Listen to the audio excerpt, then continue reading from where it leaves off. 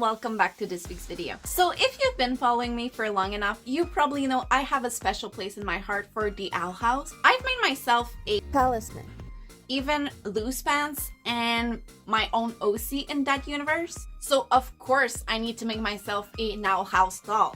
And what better design to choose from than Titan Loose?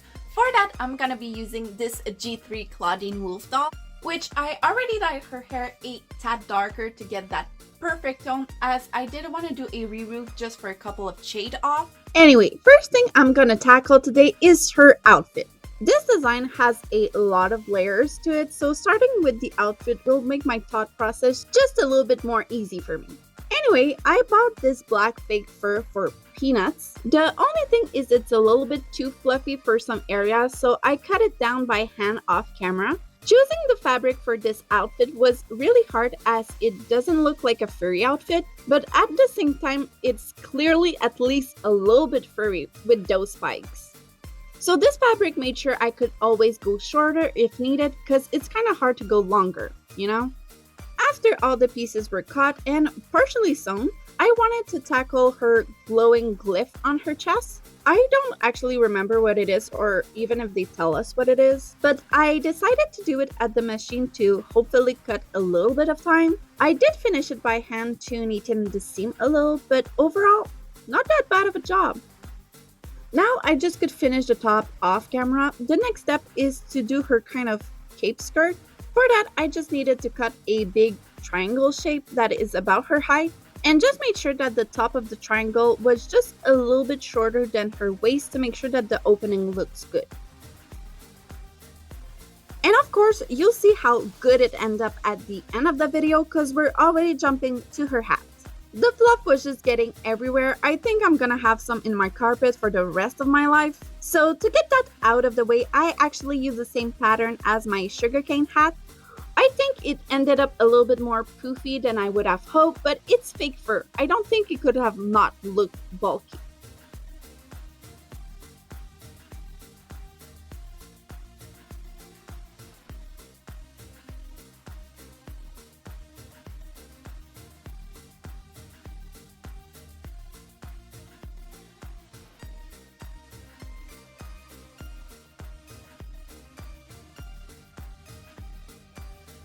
Last part of clothing is her pants. Luz has this grayish pants, and can you believe this was actually the fabric that gave me the biggest headache of all of them?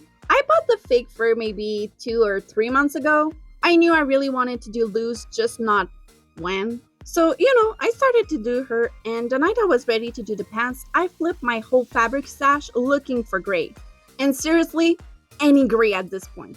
That same day, I was an hour away from home to my closest fabric store for some other dolls, and I was sure I bought the gray fabric way back then, so I didn't check before going. So the next morning, I just did again the 2-hour round trip to get some more fabric.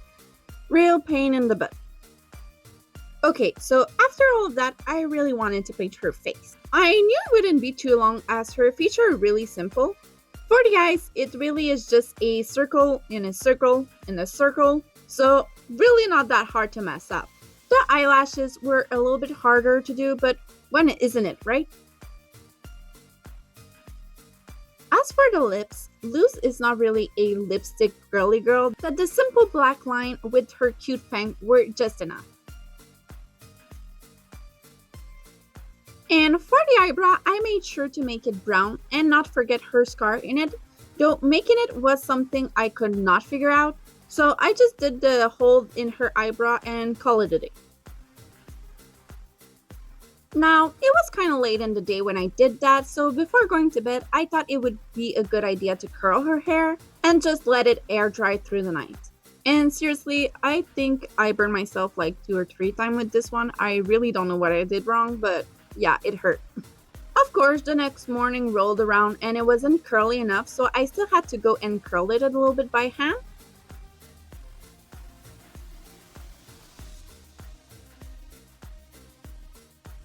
And when it was curly enough, I for sure cannot forget her little twisty bang that she has up front, so with some hairspray, I made it work.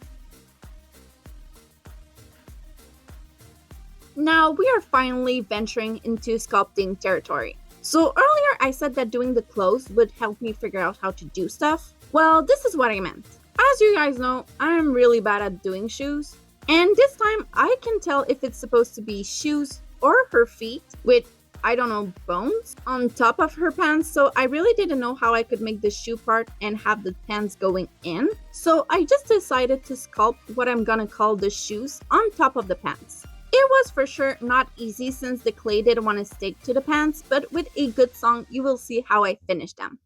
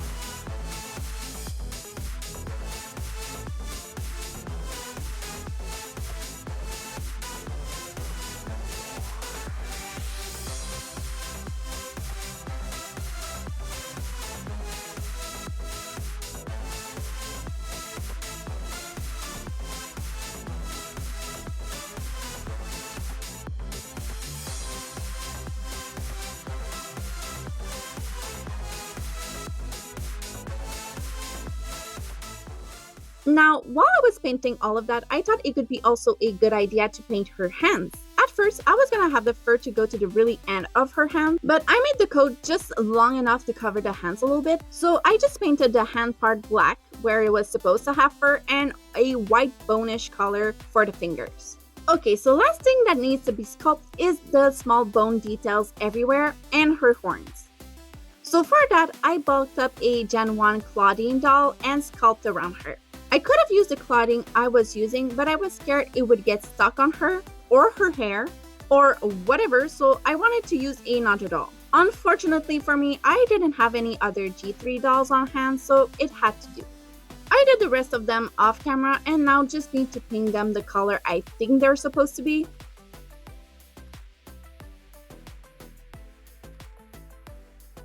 And of course, when this is done, I just need to assemble everything together.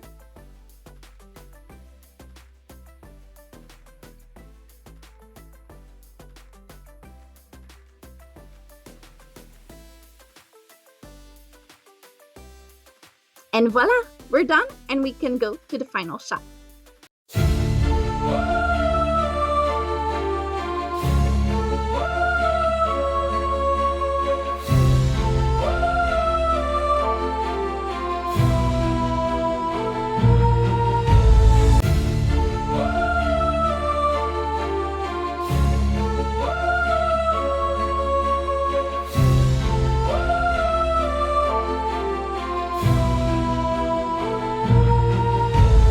Deep in the forest, where moonlight falls, hidden